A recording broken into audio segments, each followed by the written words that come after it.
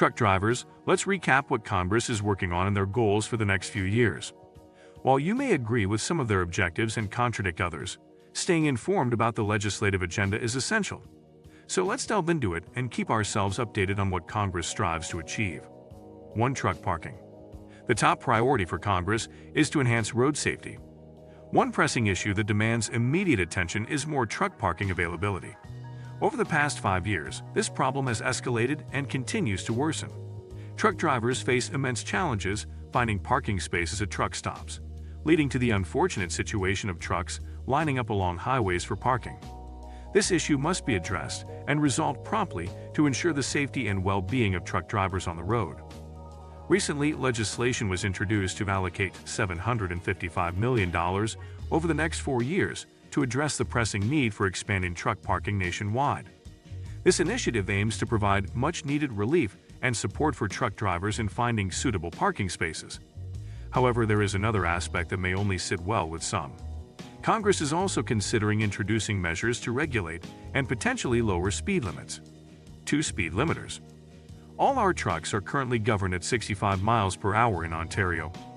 Our trucks remain limited to that speed, even when we enter the U.S. However, there is a bill under consideration that has garnered mixed reactions. Independent owner-operators and small trucking companies are firmly against this bill, while larger carriers and some safety groups favor it. It will be intriguing to see how this situation unfolds. The question remains, will a rule be implemented requiring all trucks to be governed, or will there be no such requirement? Rule 3 pertains to broker oversight, a key focus for Congress. It addresses a prevalent concern in the industry, as many have complained about freight brokers engaging in double or triple brokering of people's freight.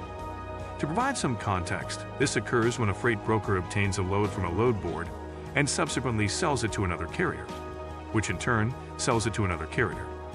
The proposed broker oversight aims to regulate and mitigate such practices, ensuring fair and transparent operations within the freight brokerage sector. Let's consider an example. There is a load from Atlanta, Georgia to Chicago, Illinois, and the manufacturing company pays a broker $3,000 for this transportation service. The broker then hires another carrier and offers them $2,500 for the same run, keeping a $500 profit for themselves. The second carrier might find another carrier willing to do the job for $2,000, allowing the second carrier to pocket an additional $500 and pass on the job to the third carrier. This cycle of double brokering can repeat 3 or 4 times before a trucking company transports the load. In many cases, a load can go through multiple hands, resulting in double, triple, or even quadruple brokering.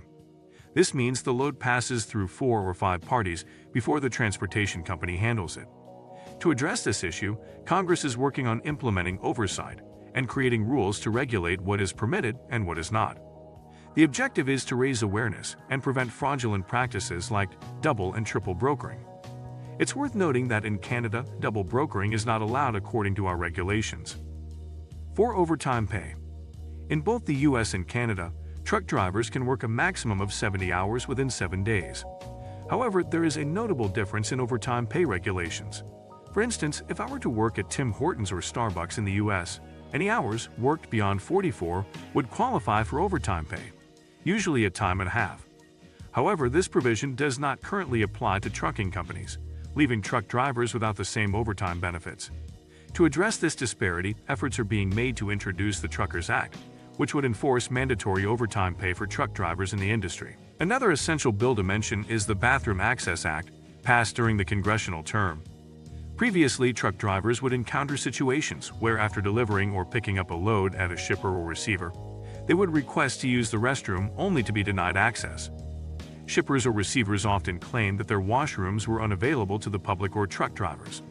However, with the implementation of the Bathroom Access Act, this practice is no longer permissible. Truck drivers now have the right to access restroom facilities during their interactions with shippers and receivers. That concludes today's video. Be sure to subscribe to this channel for updates on the upcoming legislative policies implemented in the next few years. By subscribing, you will receive notifications when I create videos to keep you informed about these changes.